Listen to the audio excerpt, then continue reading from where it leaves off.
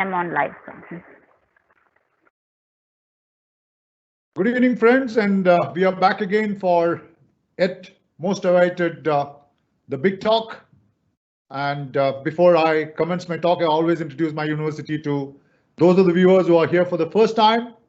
I represent Amrita Vishwa Vidyapeetham, and I am Medhul Krish, connected with CCD, Career Competency Development Department. I head that particular department of Amrita Vishwa Vidyapeetham, and it's not out of place to mention that Amrita Vishwa Vidyapeetham has all schools of engineering, arts and science, biotechnology, Ayurveda, School of Management, School of Dentistry, School of Agriculture Science, School of Medicine. So you name anything we have under our of Amrita Vidyapeetham. Secondly, it's also better to mention that we are yet to start our Amrita School of Law. So God willingly, maybe in the next couple of years, we would again come out with Amrita School of Law. So let's pray for that. And there are three things which we have achieved in the last 3 months of actually COVID-19 lockdown.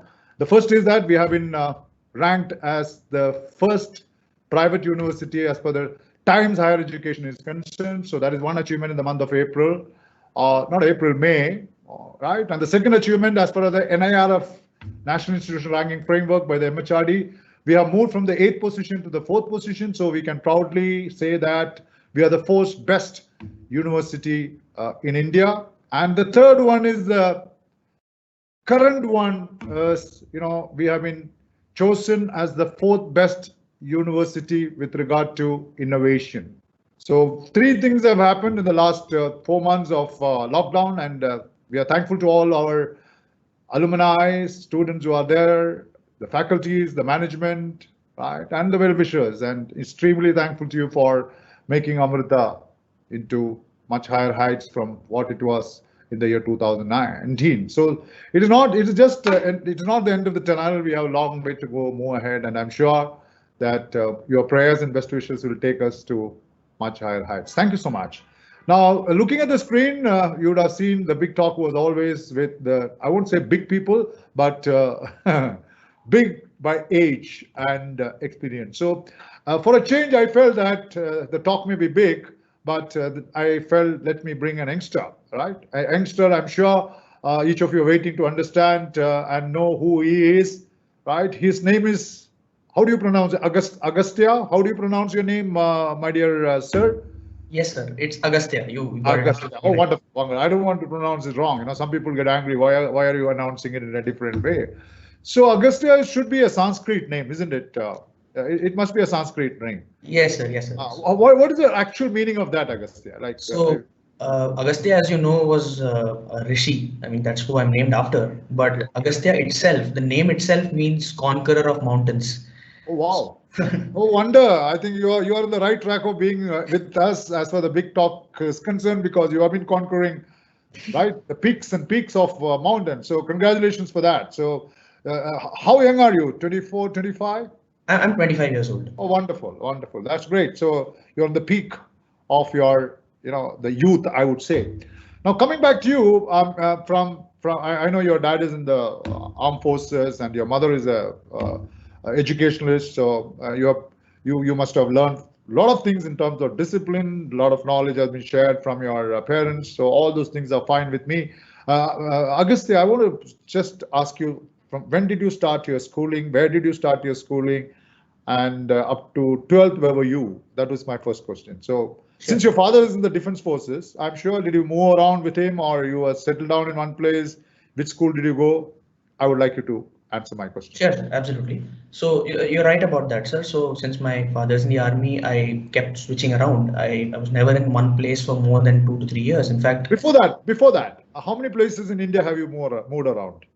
So I can tell you in terms of schools, I've completed my schooling from 11 schools. 11. Which school? Where did you start? Sainik school? No, I've completed my schooling from 11 different schools. So I started 11 different schools in 12 years. 11 different schools from first, that is from whatever it is. So that's from LKG, UKG. Right. So you can add 2 more years, no? 14 years, you have changed 11 schools. Right. Wonderful. Wow, it's a good, excellent exposure. Go ahead. It's quite interesting to know from you. 11 different schools. Right. Fantastic. So that would be kind of 16 to 17 years because 14 years, something like that. So I I started in Punjab. That's where I initially started, and then from there I went to. Which part of Punjab were you? Were you in? I was in a city called Kapurthala. Kapurthala. Okay. Right. Kapurthala, you have this the locomotive. They have that. I think the engines of Indian Railways are being made in Kapurthala. I mean, no, it's this is what I know. Maybe wrong or right. I'm not asking about that. Okay. From Kapurthala, where did you move? Yeah, so from Kapurthala, I went to Delhi. I was in Delhi for a while. I think I was there for 4.5 years. And from Delhi, I went to a place called Gwalior, which is in Madhya Pradesh. It is in the border between Madhya Pradesh and Uttar Pradesh. From Gwalior, I went to a place called Jhansi. Jhansi is famous by Rani Lakshmi Bai of Jhansi. Okay. And from Jhansi, I went to Jaipur. From Jaipur, I went to Hyderabad. And from Hyderabad, I went to Chennai. So Hyderabad is where I did my 9th and 10th. And Chennai is where I did my 11th and 12th. So which school were you in Hyderabad? Which school did you go? Hyderabad, I was in a school called DAV Public School. DAV Public School, okay. Right. And in 11th and 12th? 11th and 12th, I was in DAV Gopalapuram, Chennai. Achha, so say you go DAV, okay, right. That's one of those best schools in Chennai or Tamil Nadu or across the country, if you were to say that, right? DAV is a very highly branded school. So what are the good things that you have seen in DAV? I mean, people all talk about DAV. It's across the, even in Jaipur, there's a DAV. You go to Delhi, there's a DAV. Right. So DAV is a brand by itself, like Delhi Public School. Right. DAV. So what exactly, what did you find the goodness of your school? You studied 10th and 9th and 10th, 11th and 12th. And what do you think are those qualities of those schools for students to understand this? Yeah. Right. So I think. Or did you find anything good about your school? I think that should be my first question. No, of course. I think I would really give it to my schools. I would really give it to my schools for whatever I managed to do. And so I think one unifying factor across DAV Public School in Secunderabad and Hyderabad and DAV in Chennai, although there are different sects of schools, like one is DAV Public, one is DAV as such. I think the unifying factor is that there was a huge focus on, there's a significant focus on academics as such. And you have a lot of schools that focus on, say, extracurriculars and people who all-round development, which is always there. But I think the schools always meant business when it came to preparation for board exams. So since I was there during that period, I might not have gotten to see the other parts of the school, which I know they have a wonderful chess team. They have a very good team that they send out. They have contingents they send out for nationally and all that. But I think the most important part that I saw is they meant business when it came to board exams. And I'm really grateful that I studied in such schools where they really emphasized that your academic record is important. It's going to put it in the crudest terms, it's going to stay with you to the grave. So you're going to have to work hard and you're going to have to do well. And that was something they were unabashed about. They're very clear about that from the beginning. And I'm very glad that I studied in those schools, especially during my board exams, where they had a considerable focus on academics. And since I was going in that route anyway, I think I consider it incredibly fortunate that I got to study in those schools. I appreciate that. I appreciate your appreciation about your school. And I'm sure that, as you mentioned, whatever you are today is because of those support of your teachers, especially the school teachers. Forget about your college teachers, but especially the school teachers. We can never, never forget them in our life. Exactly. But have you been to any Kendriya Vidyalaya? No, sir. I have not studied. You're not been. Yeah. So you're always into the private schools that way. Exactly. Now, what did you do after your 12th? So I think the foundations of what I did after my 12th were pretty much laid back in 10th when I decided I'm going to do science. And one of the reasons I wanted to do science is because I wanted to do engineering. And contrary. Here again, when did you start thinking that you must do your engineering? Was it in 9th, 8th, or 10th, or 7th, 6th? No. This was I honestly I had no idea about engineering or any of this back in 7th or 8th. Okay. But when 9th, again, when we started focusing on academics and we started focusing on board exams, naturally at home and even otherwise in our friend circles, there was a talk of what subjects are you going to choose? What are you going to think about in terms of career? And because this is going to have long-term ramifications, right? Because this is a choice that you can't exactly retake after 10th. So for me, it was honestly a very simple choice. My father's an engineer. I have a family full of engineers. So because I wouldn't say it was as much as interest then, it was about hearing from all these engineers who really liked their job. They liked what they were doing and their eyes kind of gleamed up when they were talking about their job. So I thought, okay, maybe I should really look at this. And at that point I decided, okay, fine, engineering at 9th standard, what I thought was engineering seems to be just an application of science. So that seems to be interesting to me, and science really interested me back then. So I decided, okay, 9th, 10th, 11th, 12th is one whole unit. I didn't look at 11th, 12th as a separate unit as such. So I decided to go for engineering in 9th itself, and then that's why I started preparing. And when I took my science stream in 11th and 12th, it was just a natural progression. It was not a major decision that I had to take. So naturally, after 12th, I went to NIT Trichy to do chemical engineering.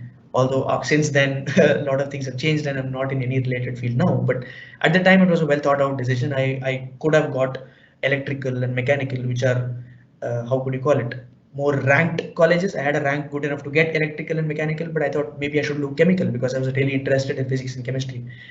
So that was my thought process behind looking at engineering. Wonderful. Well explained, Agastya. We are pleased to see that you have, in fact, decided to become an engineer as early as in your 9th standard, and you consider 9th, 10th, 11th, and 12th as one unit instead of, right. People think about it when they get into the 11th standard. So I think that is a fantastic suggestion or the guidelines that you are putting on to those children who are watching us today. That just don't think about your future when you reach your 10th, right? When you write your 10th exam, should I take commerce, humanities, computer science, or, you have to decide, as he rightly mentioned, in the 9th standard to see where you want to reach in your life.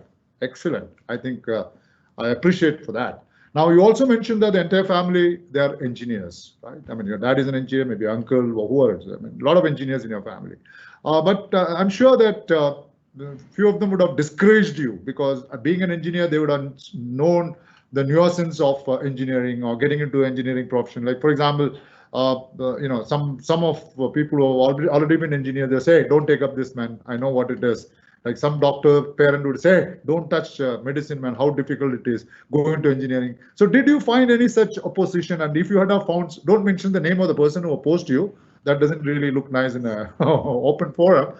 But how did you, because it was your choice, not somebody else's choice. From what I hear from you, it's your choice, So if somebody would have opposed, how did you manage? Did anybody oppose? Maybe some sort of opposition. How did you manage to get off from the opposition and decide on becoming an engineer by your own choice? Right? Sure, you decided, not that your dad and mom, of course, they would have supported you. They would not, but there are so many people around you to discourage you to become an engineer. Right. And if that has happened in your case, how did you manage to get away from those oppositions and decide on in your favor? Over to you, August. Right. Sure. That's a very pertinent question, sir. So thank you so much, August. So what I thought, so as you said, there are going to be people who will say, never take this, never do that. And that was there in my case as well. Of course, a few well-wishers and family friends, they did tell me, look, engineering is what everyone does. Why don't you look at other career options and whatnot? For me, I mean, I was in 9th, so the kind of maturity I have today, I did not have back then. So what I thought was very simple. Now, one message that everyone seemed to give across the board, whether they recommended engineering or not, what they told me was, don't just jump into something without knowing the facts. So they told me, if you like it, you should go for it. So my idea back then was very simple. I thought, look, I like science, and science was the subject that seemed to interest me the most back in 9th and 10th. So I thought, this is interesting. Now, what are the allied careers with science, right? So I see back then, I mean, the kind of internet we have now, we didn't have back then. Okay, we had a very good ecosystem, definitely, but not the kind of overload of information we have today. So the way I thought was that, look, I like science. Why don't I look at things that are allied to science?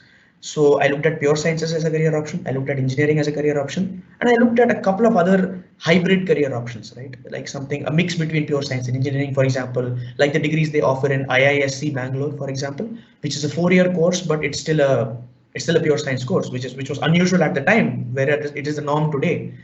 So what I decided was that engineering seemed to be a lot more practical oriented, and pure science is a lot of research, a lot of theory. At least initially, you've got to do a lot of theory, and engineering seems to be from day one. You need to, okay, how do I fit this concept to machines here? How do I fit this concept there? How do I apply this concept there? So that was exciting to me. And that was also foreign to me. I thought, look, schools teach me what is this, what is that. Very seldom do they try to tell me, like, how do you do this? Where do you use that? And it was amazing to me to know that some of the concepts that I learned as early as 10th were being used in rocket science, were being used to launch rockets. And that's amazing. I didn't know that. So I thought this is really exciting. And of course, there are going to be people who will recommend you against everything. But I thought that maybe if this is science and this seems to be an application of science, and for me, it was simple as that. I thought, okay, why not? Even if I don't go right, I'm not going to go wrong with this. That's what I thought. And at the time, that made sense to me when I was in 9th and 10th. So, I mean, wonderful answer. I think I think you are a very broad-minded personality. I would say that I would put it across that way. From what you had mentioned now, your mind is very broad, and that's why you're able to take on all this. You had a blended feeling of, let me do this. Like, for example, let me do this, let me do that. Those confusions, you got it over as early as when you were in 9th standard. I would say, right? You had no confusion in the 10th standard about your future, or you had some confusion in the 10th standard? So like I said, so 9th and I would say I had a lot more confusion in my engineering than before, because all right, that's a different story. We'll come back to that. So, the confusion of the engineering. The reason it's like it's like this. You get married. Till your marriage, you are fine. But once you get married, you get confused. Oh, is the right girl whom I should have got married? So sorry, it's time, maybe 2-3 years for you to get married. I'm not frightening you. Get married. You'll be happily married, and let there be a lot of prosperity in you. I wish that, and I pray for that. Now, coming back to this, like you mentioned about IISc, right? Indian Institute of Science. And getting into IISc is not that easy also. You need to write some examination which is called KVPY. Did you try any such exams? No. Did you try any such exams in 11th and 12th? So yes, I know about KVPY. So KVPY, what I think back then, I don't know if a lot of things have changed now. No. That's but you would. When did you pass out? I passed out in 2012, so I completed. Okay. Fine. Okay. So as I remember, back then the KVPY used to happen 11th, and it's a long process. There's an exam, and there's an interview, and there's a lot of things to do. The thing is that KVPY is a very research-oriented thing. So through KVPY, typically people who go through KVPY use KVPY for admissions. Typically they go into research. Now, I wasn't that keen on research, and I thought this is not something I should do.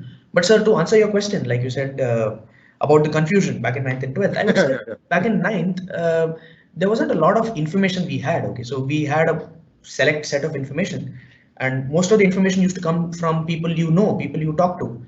Obviously, today it's amazing that you don't need anyone for the information. You just have to go to Google and you can find everything. But back then I had a select set of information, and from there I thought, okay, maybe this seems to be the best thing. So I didn't really think of a lot of careers which are viewed as offbeat. For example, a lot of careers which are in the grand scheme of things made more sense to me now that I'm doing finance. So had I known a lot more, maybe I would have chosen a different thing. But from what I heard and from what I saw, and even then, when I spoke to engineers, I saw people who had done engineering but are in very diverse positions, very diverse careers. So I thought, okay, even if I don't end up doing exactly an engineering role, I don't exactly get into an engineering role, I might have an option to do a lot of other things.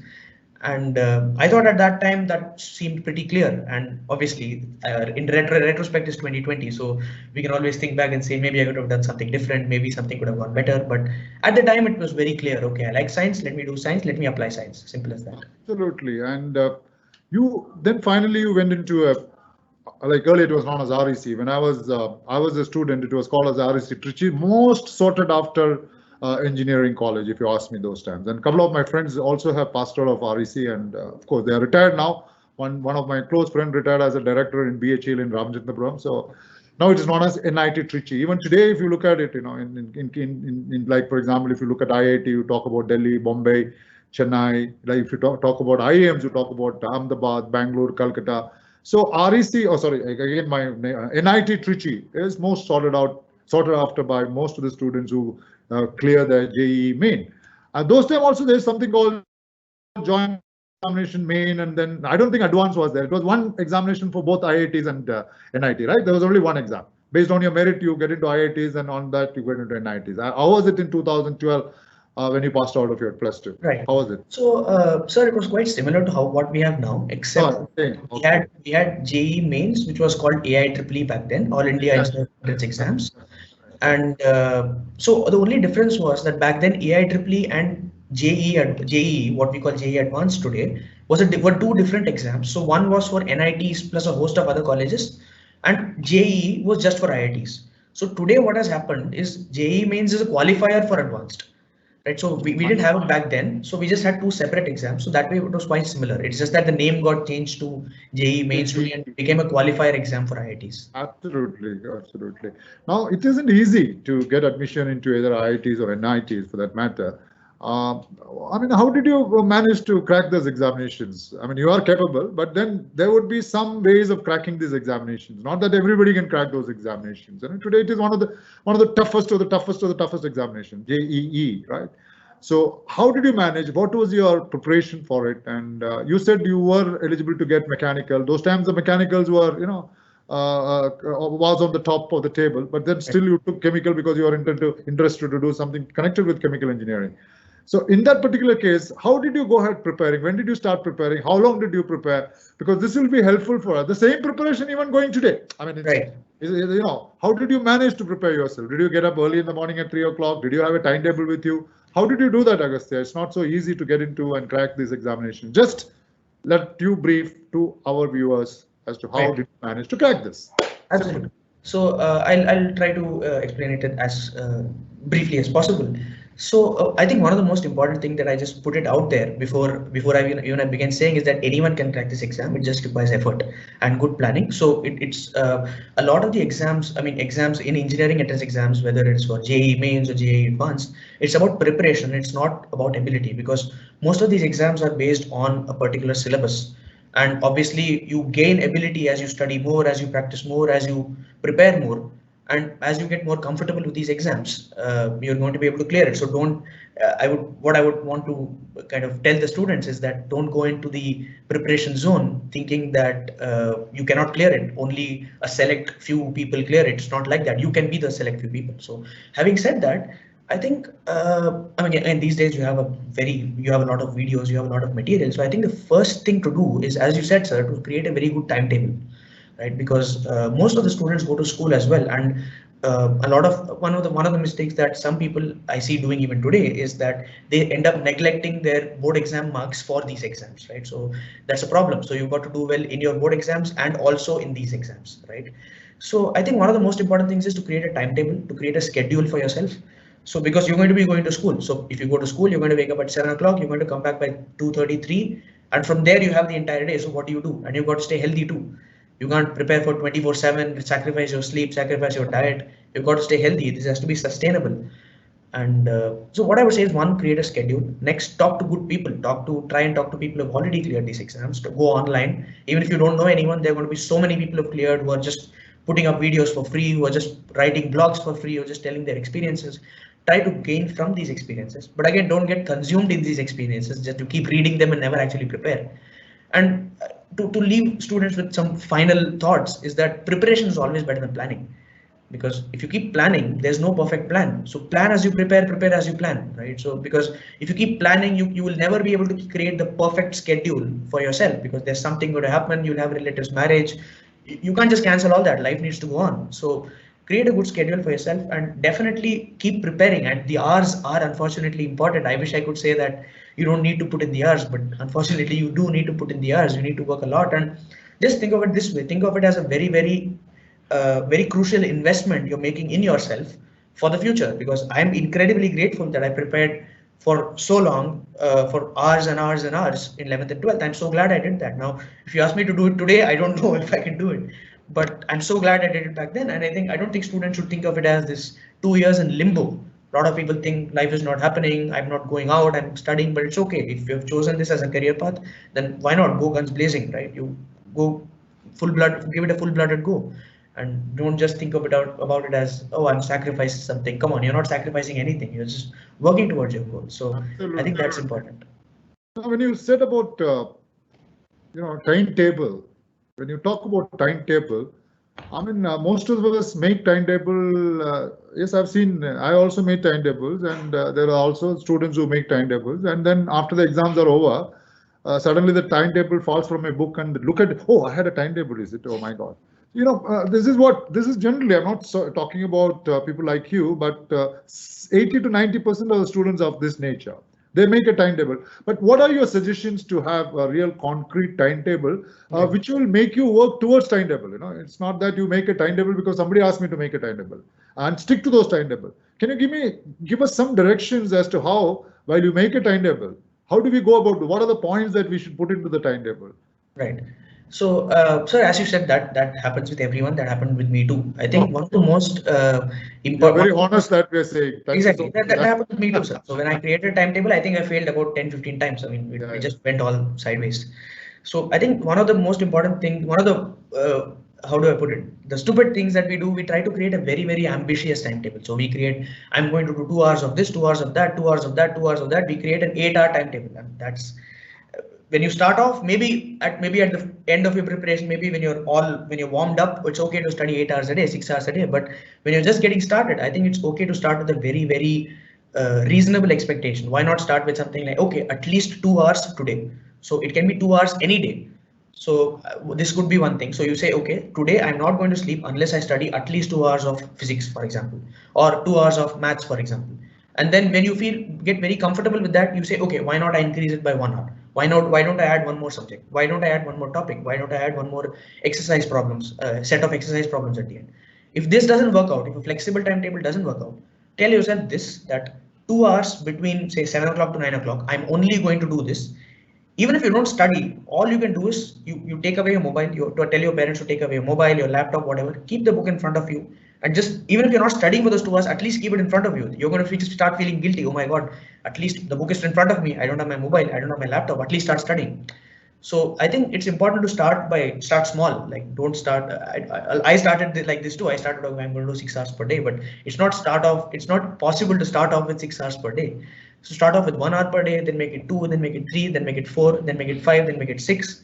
And the reason I would say this is because we have a lot of time, and a lot of people, especially the coaching institutes, would have you believe that time has already run out because there are people studying from 5th standard, 6th standard, God knows what. But you have a lot of time. Look, there are people who've never heard of IITs and NITs before 11th and 12th and managed to do extremely well in the entrance exams. So I think it's important to just relax, take it easy, keep small goals, small steps, step by step, and then increase the goals. Because if we start off really big to begin with, it's going to fall off. It's not going to work.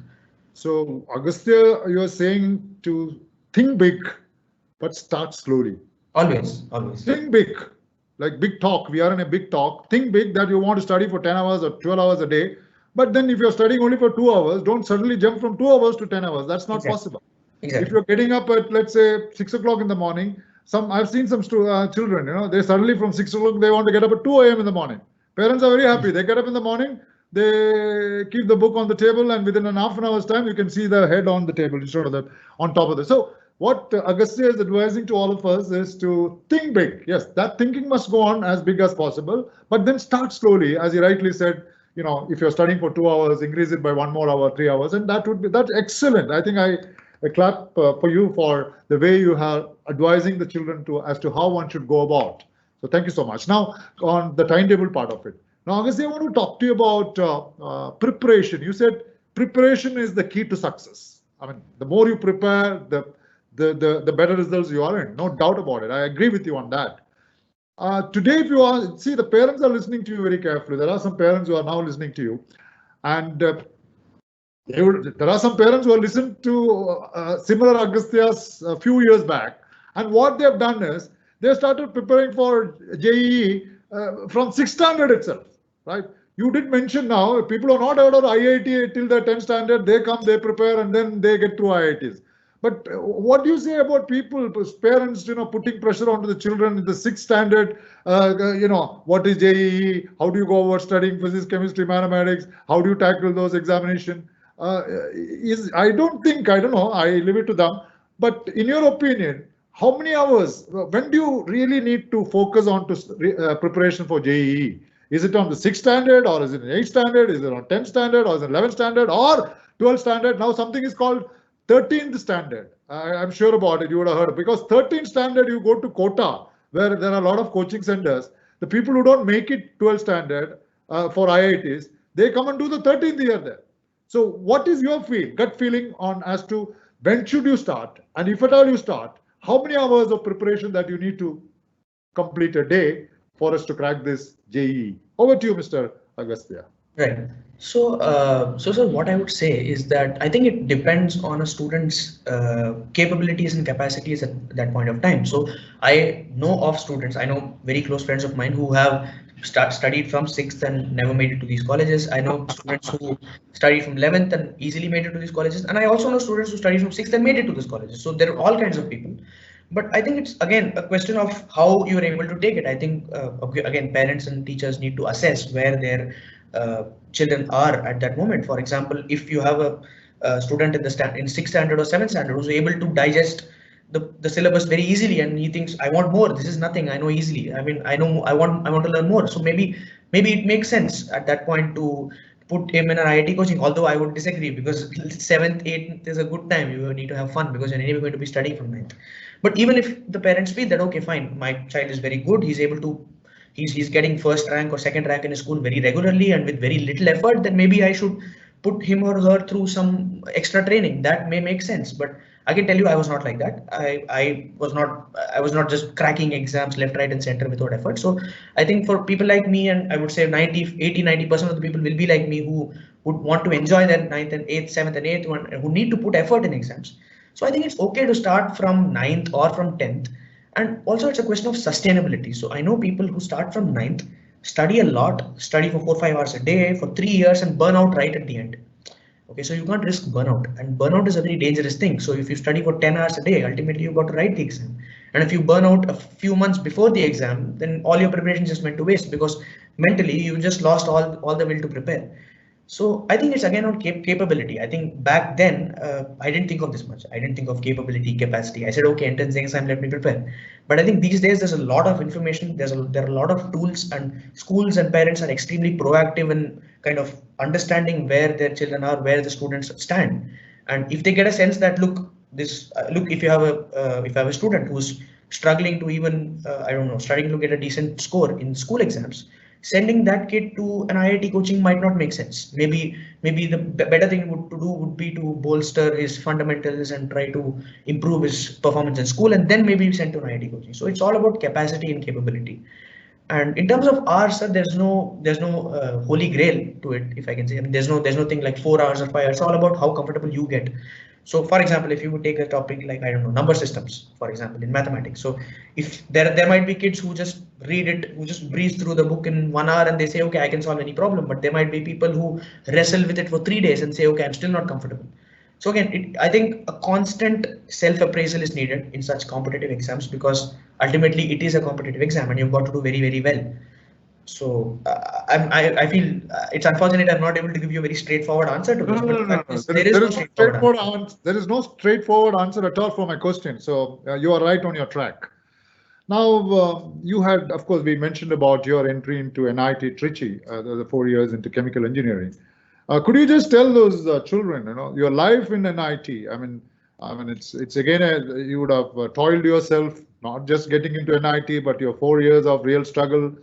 So what really you enjoyed, where you didn't like, oh my God. So I think you enjoyed it, but enjoyed with a lot of, things that you never expected to happen in NIT, National Institute of Technology. So your experience with regard to NIT Trichy, your 4 years of experience. So you can start from the time you entered and when you left. Sure. So I think college again is the first time when most students enter hostel for the first time. So that in itself is a unique experience. You're independent. You're not. Your parents are not monitoring you. You're free to do anything you want. So, and again, the key here is that I was fortunate enough to study in a place like NIT Trichy. So you're surrounded by people who by the first year they just fool around, they have fun, they explore the campus. So we have a huge campus. It's 800 acres. So we spend a lot of time just roaming around the campus and just trying to see what all committees we have. We have college festivals, we have an entrepreneurship cell, we have technical clubs for coding and circuit electronics and all that. So a lot of interest groups get formed, and a lot of groups get formed.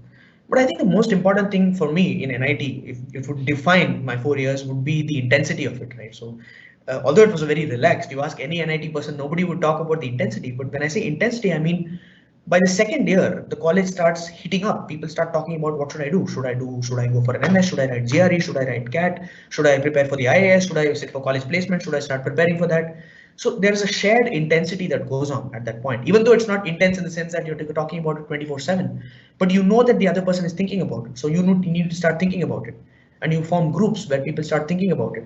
And there's a lot of exposure that way, where you see alumni of the college coming down and giving some talks about where they are in the industry right now. They may be heading a company, they may be heading a social enterprise. So you think of a lot of things. And I think NIT in itself, information overload. You get a lot of information, you don't know what to do with it.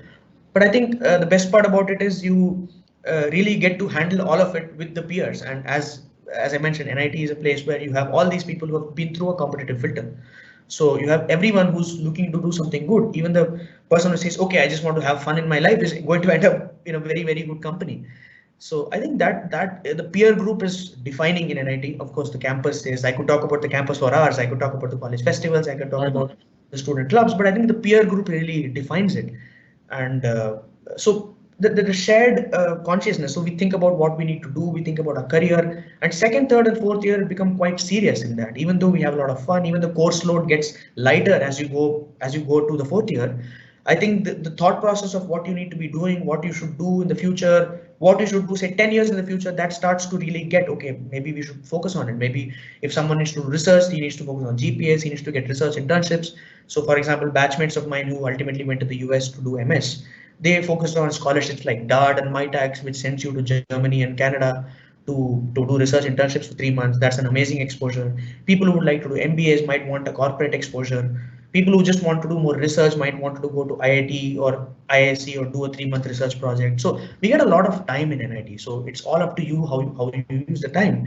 And I think I did I did waste a lot of time. I didn't spend a lot of time enjoying life. I didn't exactly study 24/7, but I think it helps to know that the other person is thinking about something as well. They come to you with an idea.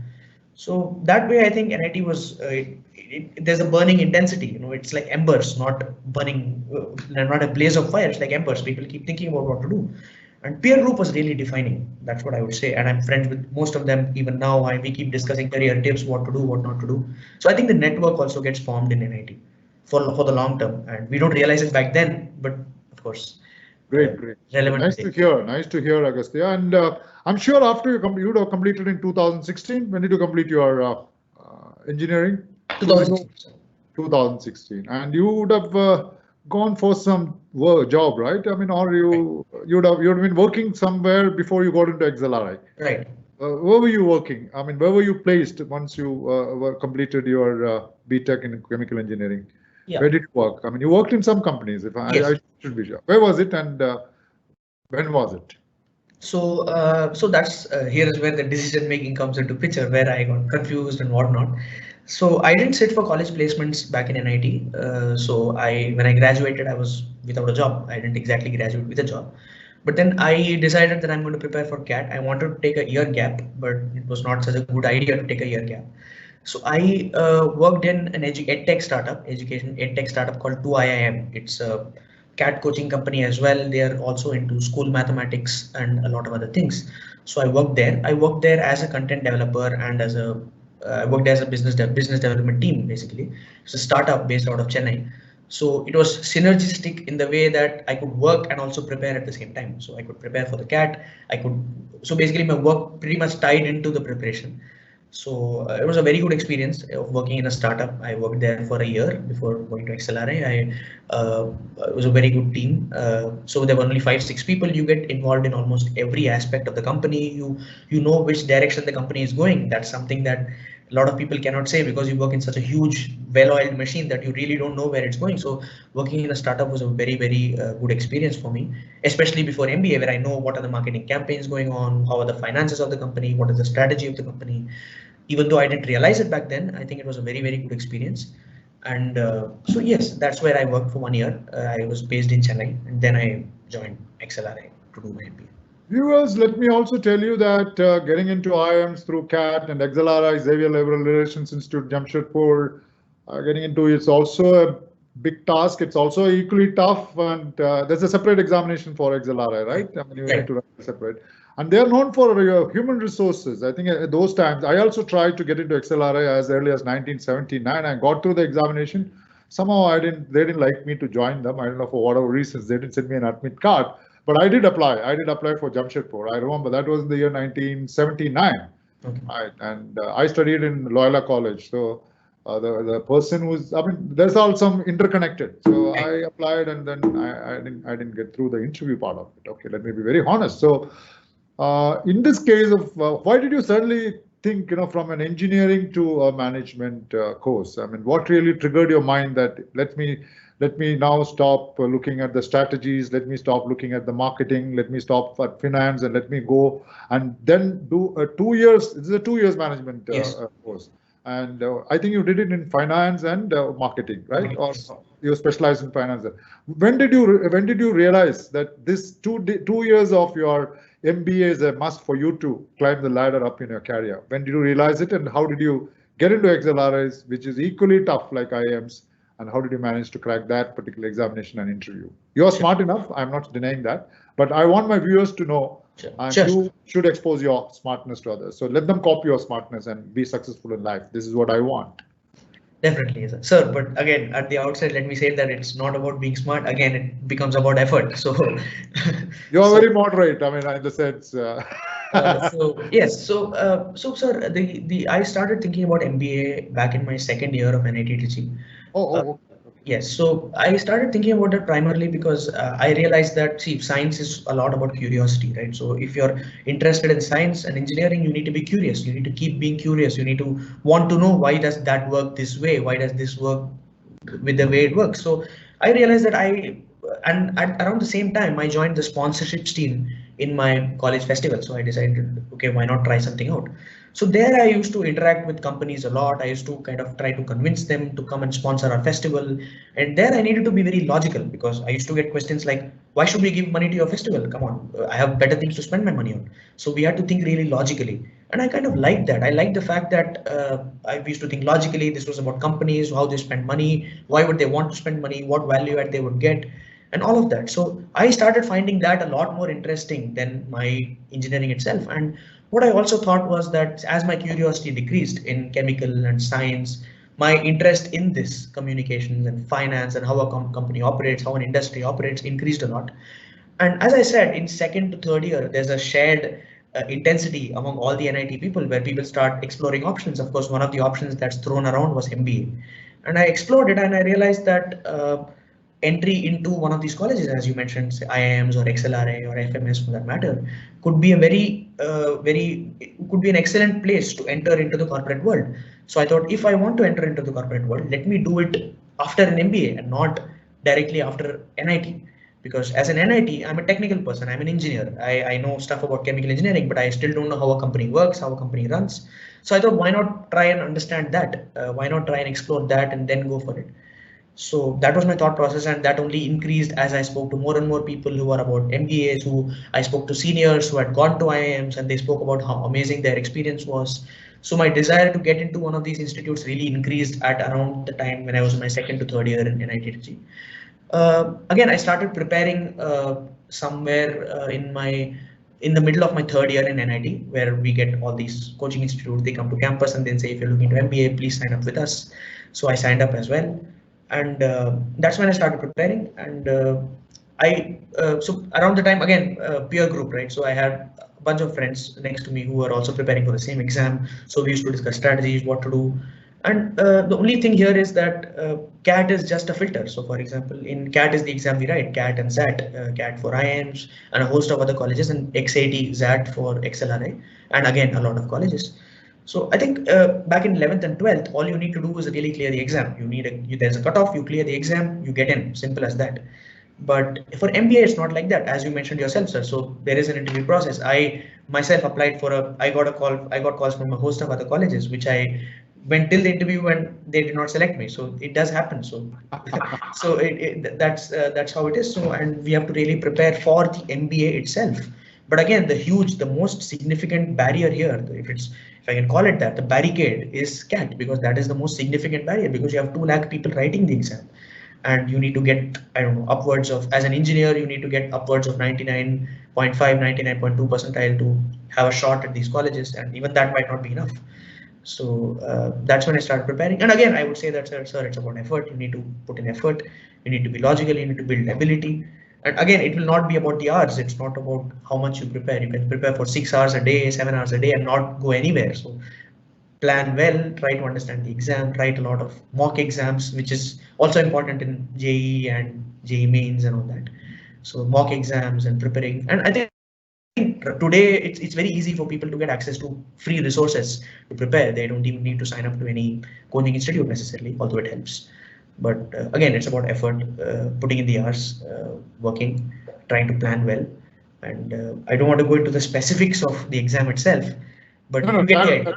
Yeah, that I agree with you, that let's not get on to the specifics, but then as you rightly mentioned, that the effort is the key to success. I think that is where everything is, and everyone has, the viewers all have big dreams that I must do this, I must do that.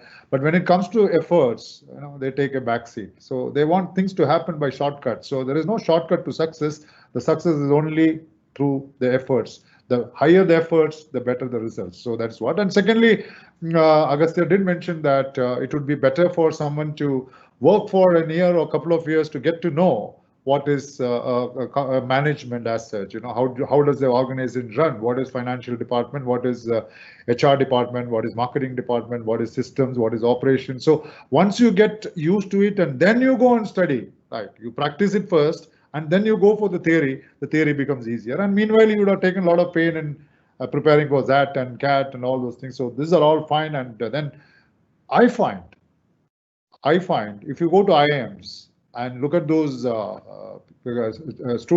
candidates who get into IIMs, 65 to 70% of them are from engineering background. You will find some 10-15% from the commerce background. So what does it denote? Is that the engineers and are smarter than all other graduates across? I mean, is it not a fact that even in your batch, you would find about 60% are engineers who have cracked ZAT? Is something to connect it with that smartness of engineers to crack these examinations? I think, no. What do you say? Let me see what you say. No, even Agastya, even not only about CAT and ZAT, what I'm mentioning, even if you look at an UPSC, like whether you want to become whether you want to be an IS officer or an IFS or IPS or IAS, whatever, you'll still find the candidates who really crack these examinations, 60 to 65, 70% are engineers again. So you will find the collectors from IITs, NITs, from Amrita Vishwa Vidyapeetham, Ahmedabad School of Engineering, that also. We have few of them getting into this competitive. So can't you agree with me that engineers are smart and you are smart? Sir, the way I would put it is, I think the best way to look at it, this would be the number of engineers who end up writing the exam. So the proportion of engineers who actually write the exam is very high. So that is true in CAT, that is true in UPSC, that is true everywhere. I think a lot of it also has to do with the fact that people like me go into engineering and then realize, okay, maybe this is not what I want to do. And they realize maybe I should do UPSC instead, maybe I should write CAT instead. So I would not put it as engineers are smarter than the others or anything like that. But I would certainly say that there are a lot more engineers write the exam. So even if you look at it simply by percentage of engineers who write the exam and percentage of engineers who are in the institute ultimately would probably be very similar.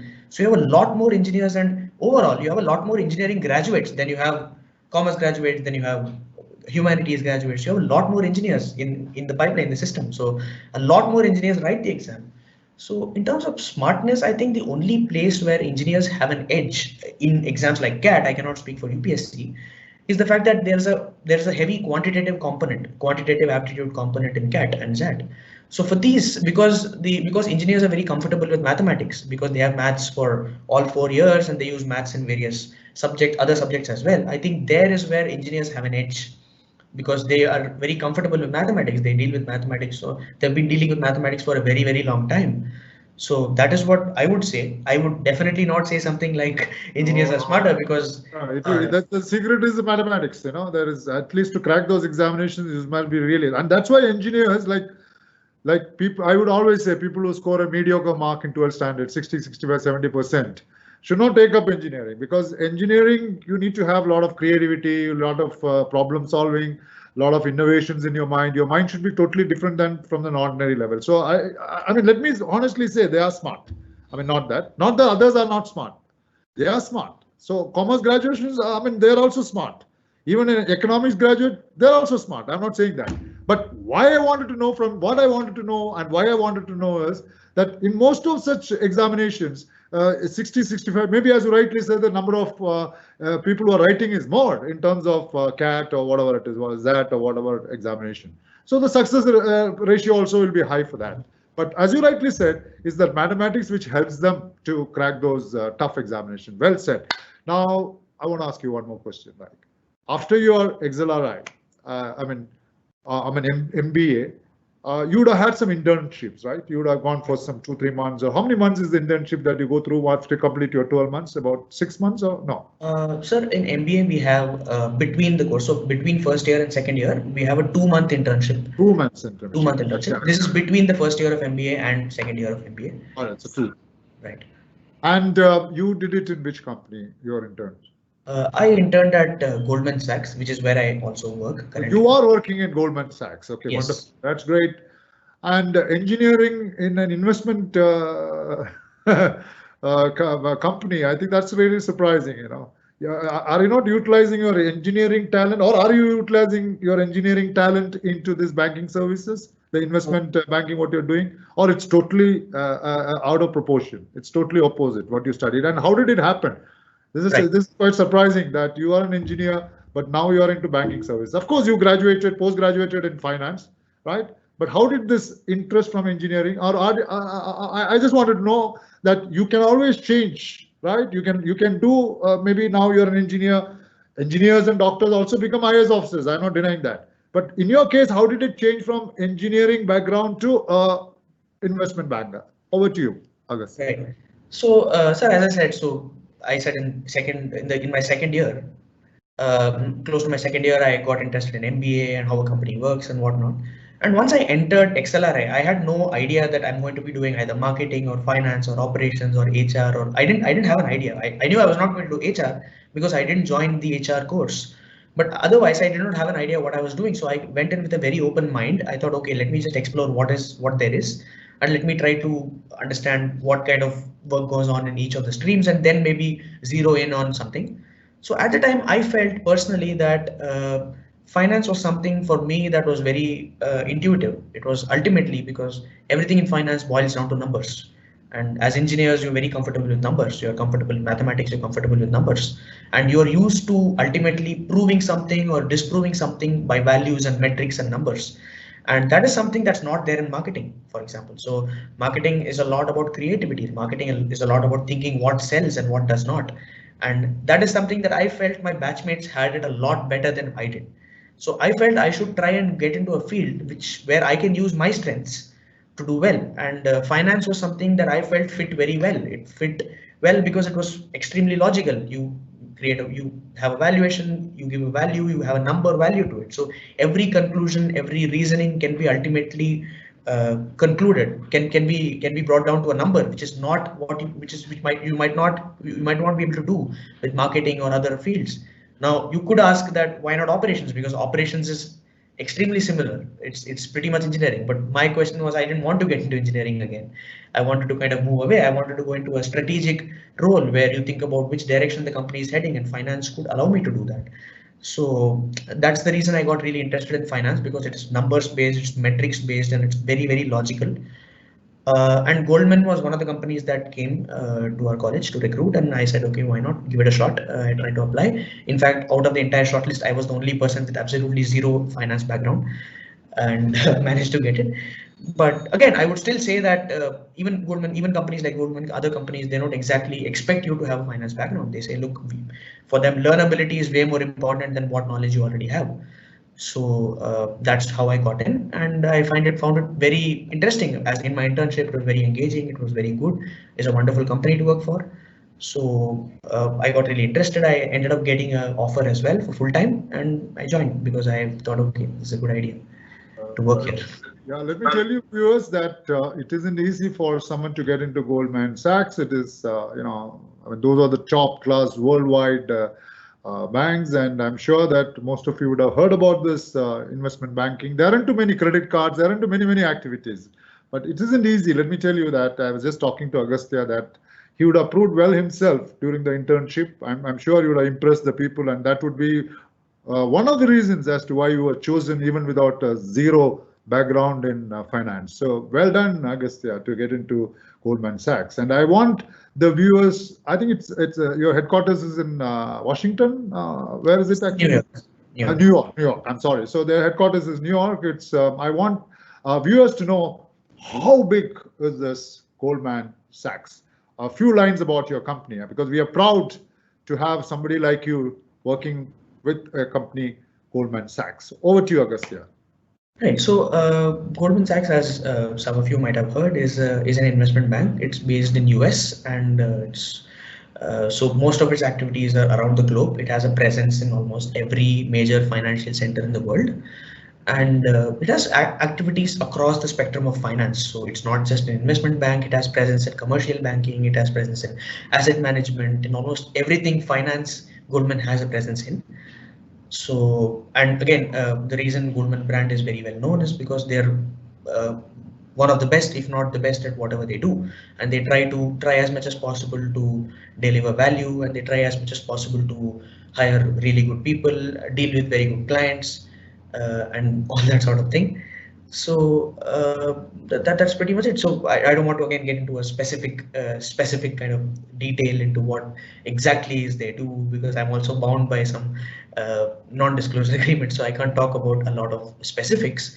No, absolutely no. Yeah. But I think yes, I think if you really want to know, I think the best place to start would be the company website. I would really encourage people who really want to know about the company to go ahead and Google and try to find out what is it they exactly do, and what they're into, and what are their activities, and what's their geographic presence, and all that. Agastya, well said. And we were talking only about engineering and management, and I just want you to brief those viewers who are in their 9th, 10th, 11th, or 12th, or whatever class they are in.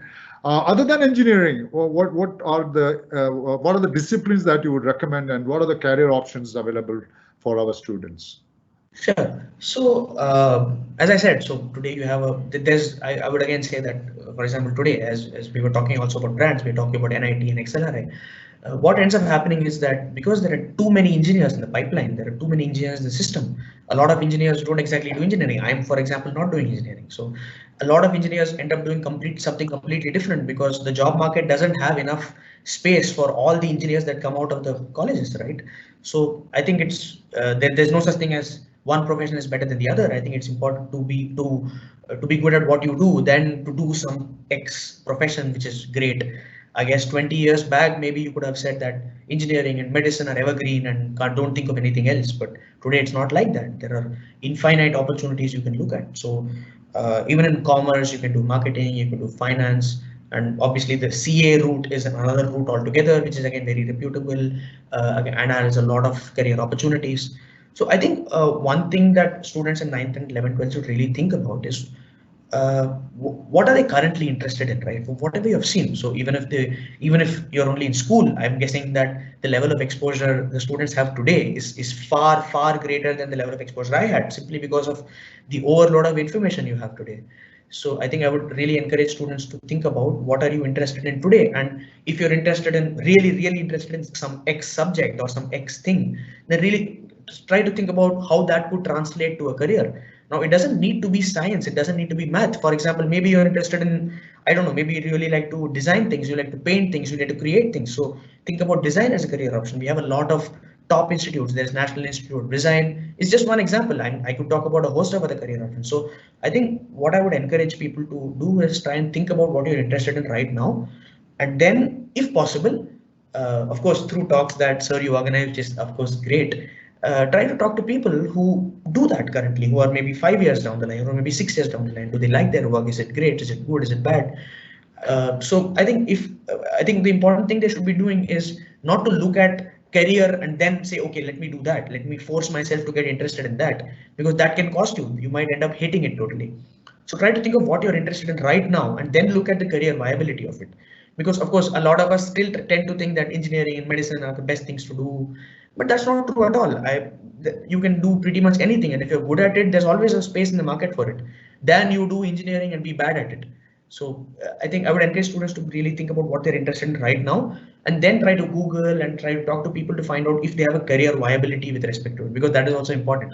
You can't look at some arcane or some esoteric profession which will have, which has no place in the Indian market today. So that's well said. Well said. And I guess I'm going to ask you one important question for all those viewers who are now students, and there must be students in the school. And if one has to be successful in life, as much as you are successful today, from school to college to MBA to your current job, you have tasted success. If I have to ask you, what advice that you could give to our little children so that they also are successful and be happy in their life?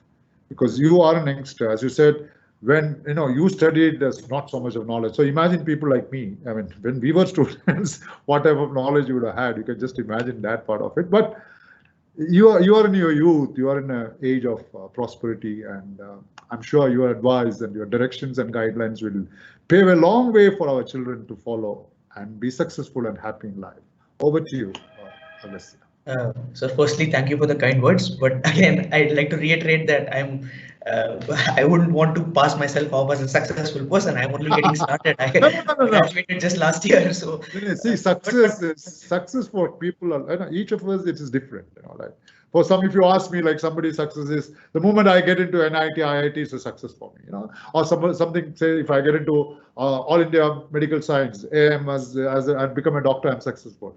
So for each of us, the success is different. Like, for me, success is totally different. I still feel, as you rightly said, I mean, I also would say the same way what you are saying, that I'm still waiting to see some success in myself. Well, let me be very honest, like as much as you are, that I'm still waiting to see a success. But then you would have gone through, few successes, few failures in life. So your advice will catch, because you are still in that youth.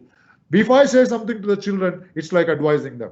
No children, they don't like advice. Hey, do that, do this. But your points will add more value than my points. So that is why I'm asking you about what would be the right direction you can give to our children to be successful and be happy in life. So please go ahead. Sure. So as I said, look, today, honestly, you have no excuse. That's what I would tell students. Look, you have no excuse because you have so much information. At least, as you said, sir, back when maybe you were a student, you could say, look, I didn't know this existed. I didn't know this was there, because information was not even close to as accessible as it is today. Or at a touch of a button, you have the world's information at your fingertips. So I would tell students, you honestly have no excuse. You can't say that I didn't know that field didn't exist, so I was never interested in that. Oh, wish I had known earlier. But you can't say that. You've got to be very aware. You can't say that the world is moving faster than me. So one thing I would say is definitely, I don't know, pull up your socks and try to be in tune with the world, because you need to know what is relevant, what is not relevant. And even if you're spending a lot of time on the internet, I don't know, on Facebook or YouTube or watching movies or whatever it is, try to carve out some time to understand what your place in the world could be 10 years from now. I know it's not possible to have that answer today. I don't have an answer for what I'll be doing 10 years from now today, but have the framework of an answer, have the skeleton of an answer. Then you can add to it. Then you can remove components, add components. So what I would really encourage students to think about is think long term. Because when I say long term, don't think 2 years. So 2 years can be, okay, I want to clear JEE mains and get into IIT. Next 2 years can be, okay, I want to, I don't know, prepare for MBA. Next 2 years can be, but 2 years it's very fragmented, right? So think about next 15 years. Maybe you don't have an answer. It's okay. Maybe you have a very broad answer. Like, okay, for example, I might have an answer. I might have had an answer maybe in NIT second year that, okay, I want to be working at a company, somewhere in a decent company. Simple enough. That's a good enough answer to have. And then you add to it, then you build to it. Then as you get more information, then you try to form a concrete idea of where you want to be. Maybe that completely changes when you get new information. That's fine. But still, at least you're working towards something. What I was also say is that it's a relentless world, right? It's relentless, and I would say it's ruthless to an extent. Unfortunately, I hope it was not like that, but unfortunately it is like that. So we need to kind of be aware that if you can start as early as possible, if you can find your interest area or what you're passionate about as quickly as possible, as early as possible, then think about the number of years you can spend crafting it and refining it and, I don't know, trying to perfect it. Imagine you being interested in something from 6th and you preparing for it. Imagine you being interested from, I don't know, college and then preparing for it. There's a huge difference, isn't it? So I would really encourage students to think about the long term because it's important. It can be pressurizing sometimes, it can be overwhelming sometimes to think about, oh my God, I have to do so much, but it's okay. Think about it, digest that information, because if you're not doing it, someone else is. So definitely try and form that long-term view. You don't need to have all the answers today. Nobody will have all the answers today. It's impossible. But definitely try to form the frameworks of an answer. For example, if you're maybe interested in science, sorry, I'm talking about only science because that's what I know. No issues. But I'm not in science at all today. For example, I have nothing to do with physics or chemistry or chemical engineering. I'm not using any of that today. But I'm just saying that if you have the framework of what you're doing, even if you go somewhere that's a decent place and that gives you decent opportunities, you can use it. So something like that. So if you have a long-term view on things, even though you might have your parents and well-wishers trying to tell you do this, do that, I think it's important for students to form their own view on what they want to do, because they should not regret it 10 years later.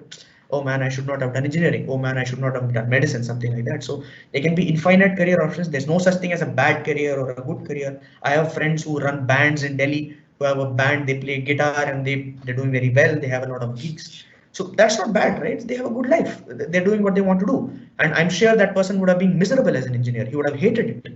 And he's doing very well. He's playing guitar, he's having fun. So I think it's important for us to really zero in on what we are interested in as early as possible, even though that might be difficult, things might change. But I think the earlier you find out your area of interest, the better.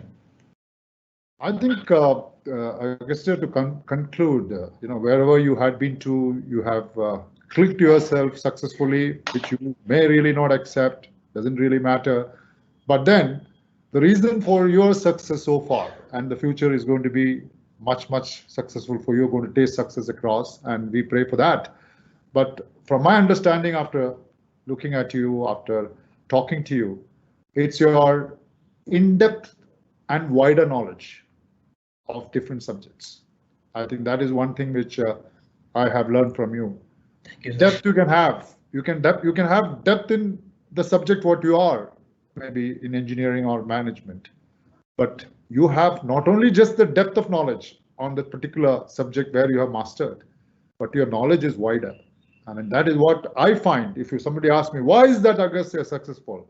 Is that you are just not knowledgeable alone. It's beyond knowledgeable. I consider you as, not because you came for the big talk, but it's personally, if others listen to me, please listen to me. You're just not knowledgeable. You're a wisdomatic personality. Thank you. Wisdom is something to do, knowledge plus your experience. And let me tell you, Agastya, that you said about 12 plus 6, 18 or 19 months with Goldman Sachs. But your knowledge and the experience which I see, I feel that you have been with Goldman Sachs for decades and decades. And that is what it is.